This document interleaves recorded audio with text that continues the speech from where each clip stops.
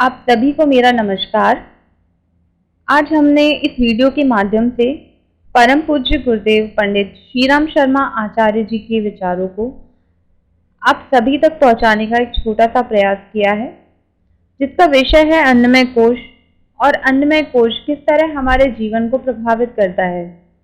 तो आइए शुरू करते हैं। गायत्री के 5 मुखों में और आत्मा के 5 कोशों में प्रथम कोश का नाम अन्नमय कोश है। अन्न का तात्विक अर्थ है पृथ्वी का रस। हम सभी जानते हैं पृथ्वी से जल, अनाज, फल, तरकारी, घास आदि उत्पन्न होती है। उन्हीं से दूध, घी, मांस आदि भी बनते हैं। यह सब अन्न कहे जाते हैं। इन्हीं के द्वारा रज, वीर्य बनते हैं और इन्हीं से इस शरीर का निर्माण भी होता है। अन्न द्वारा ही देह बढ़ती है और पुष्ट होती है तथा अन्न में अन्न रूपी पृथ्वी में ही भस्म होकर या सड़ गल कर मिल जाती है।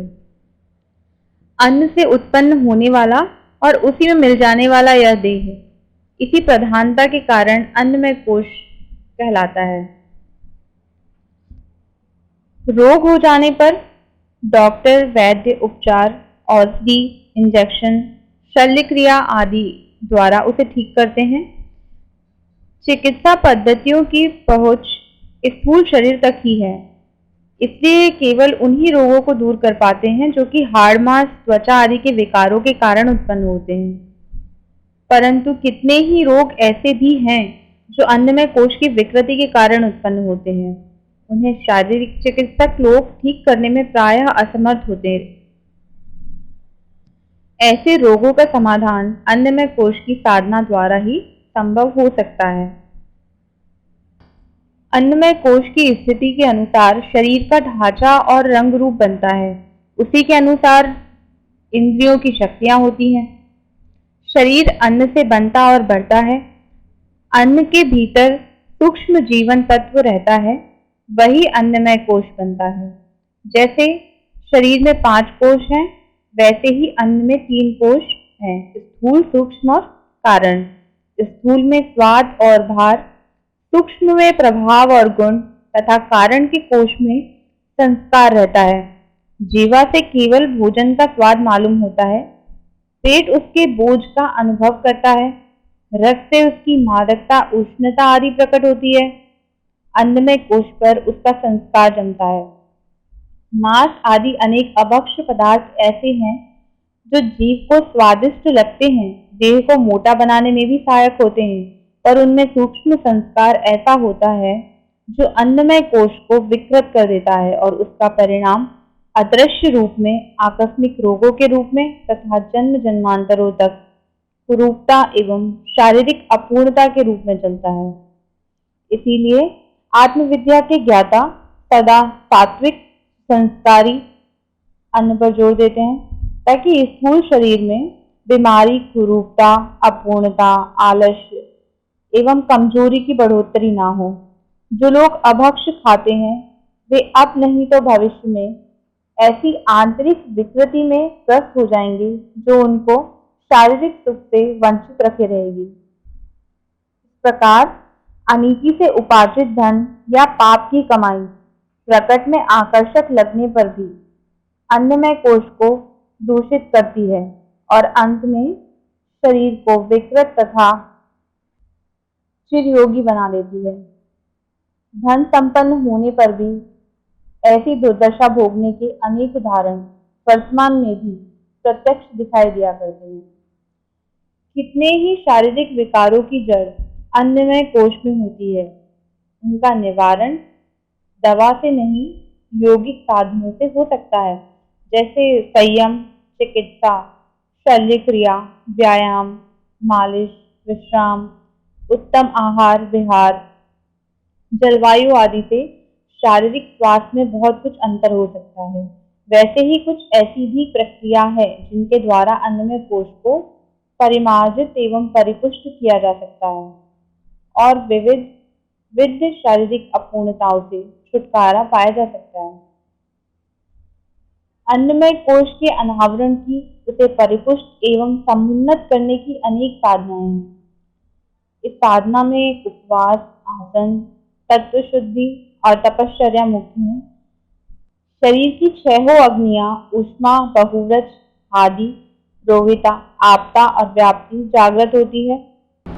सर्वांगासन, सिद्धासन, हस्तपादासन, कुक्कुटासन, सर्पासन, मयूरासन, धनुरासन, पद्मासन आदि आसनों पर अधिकार हो जाता है। तत्व शुद्धि से शरीर में मिट्टी, पानी, वायु, अग्नि, आकाश की मात्रा व्यवस्थित हो जाती है।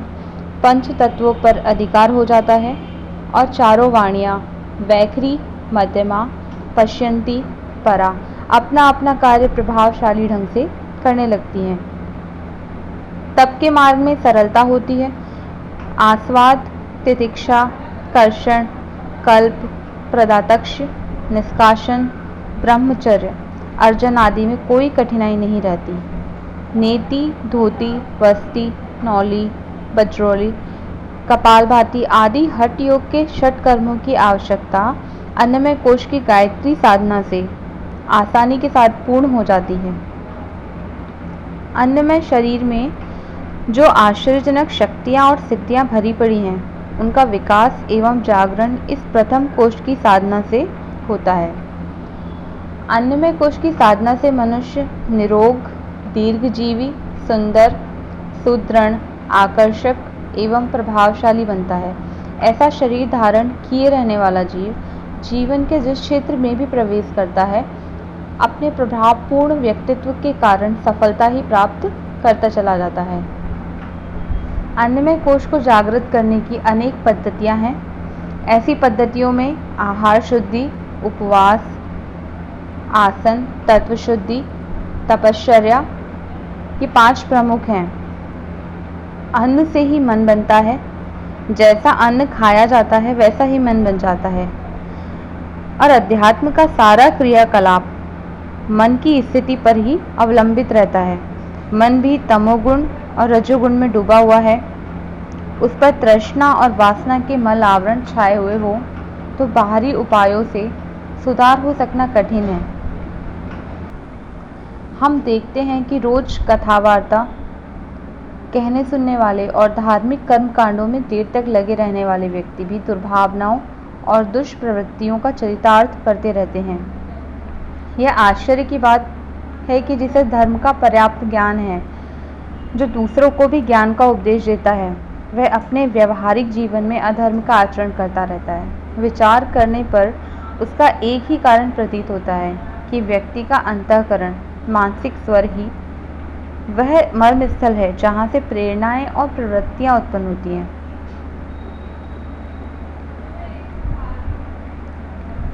मनोभूमि के सुधारों में स्वाध्याय और सत्संग बहुत सहायक होता है। उपासना तथा दूसरे धार्मिक कर्मकांडों का भी बहुत कुछ असर होता है, पर सबसे अधिक प्रभाव अन्न का होता है। जिस प्रकार का, जिस स्तर का आहार किया जाता है, उसी तरह का मन बनता है। वस्तु जैसी कुछ बनी है, उसका प्रधान गुण तो वही रहेगा। सुधार और संस्कार से उसकी प्रगति में कुछ न कुछ अंतर तो आता है, पर पूरा परिवर्तन नहीं होता। आज साधना के मार्ग पर चलने वाले व्यक्ति आहार पर उतना ध्यान नहीं देते जितना कि देना चाहिए। फलस्वरूप तमोगुणी और रजोगुणी प्रवृत्ति की वस्तुएं खाते रहने पर मन का मूल स्वभाव भी वैसा बन जाता है। स्वास्थ्य सत्संग में उस पर नियंत्रण तो रहता है, पर जब कभी भीतर से कामना एवं वासना का प्रबल वेग उठता है तो उस बाह्य नियंत्रण को तोड़ फोड़कर मनुष्य को दुष्कर्म में प्रवृत्त कर देता है। दुष्प्रवृत्तियां रुक नहीं पाती। इस कठिनाई का एकमात्र हल यह है कि श्रेय पथ का पथिक अपने आहार पर सबसे अधिक ध्यान दे। पंचकोशी गायत्री उपासना का आरंभ अन्नमय कोश की शुद्धि से ही होता है। नींव पक्की ना हुई तो आगे ऊंची दीवार उठाने और उसे स्थायी बनाने का कार्यक्रम सफल हो सकेगा। जो व्यक्ति जीवा के गुलाम हैं, चटोरेपन ने जिन्हें अपने वश में कर रखा है, स्वादेंद्रिय पर जो नियंत्रण नहीं कर सकते, शुद्ध आहार की प्राप्ति में जो कष्ट और असुविधा उठानी पड़ती है, उसे सहन कर सकना उन्हें योगाभ्यास, आत्मोत्कर्ष, लक्ष्य की पूर्ति, स्वर्ग मुक्ति जैसे स्वप्न देखने ही नहीं चाहिए। आध्यात्म शूरवीरों का मार्ग है। साधना को संग्राम कहा है। इसमें षड रिपुओं के चक्रव्यूह को तोड़ने के लिए घनघोर युद्ध करना पड़ता है। जैसे गीता में श्री कृष्ण ने धनुर्धर अर्जुन को महाभारत में प्रवृत्त किया है, वह वस्तुतः आंतरिक शत्रुओं से लड़ने का ही प्रशिक्षण है। अपनी दुर्बलता से लड़ पड़ने का प्रबल पुरुषार्थ किए बिना जीवन मुक्ति की विजय वैजयंती धारण कर सकना किसी के लिए भी संभव नहीं होता। तो आज हमने अन्नमय कोश के विषय पर बात की। इस वीडियो को ज़्यादा लंबा ना करते हुए आज मैं अपनी वाणी को ही विराम देना चाहूँगी और आने वाली वीडियो पर अन्नमय कोश के विषय पर और विस्तार से बात करेंगे। अगर आप सभी को मेरा यह वीडियो पसंद आया हो तो चैनल को सब्सक्राइब करना ना भूलें, वीडियो को शेयर करें ताकि यह जानकारी अन्य लोगों तक भी पहुंचे, लाइक करें। धन्यवाद। नमस्कार।